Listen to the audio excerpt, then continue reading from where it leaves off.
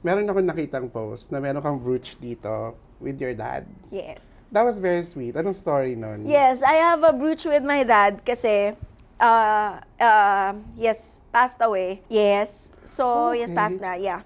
So, wala na siya kaya may brooch ako niya kasi parang gusto kong makita niya. It was a tribute. Yeah, it was a tribute kasi nung first term ko 2019, he was still here. So nagawa yung parang he was there to guide my campaign basically.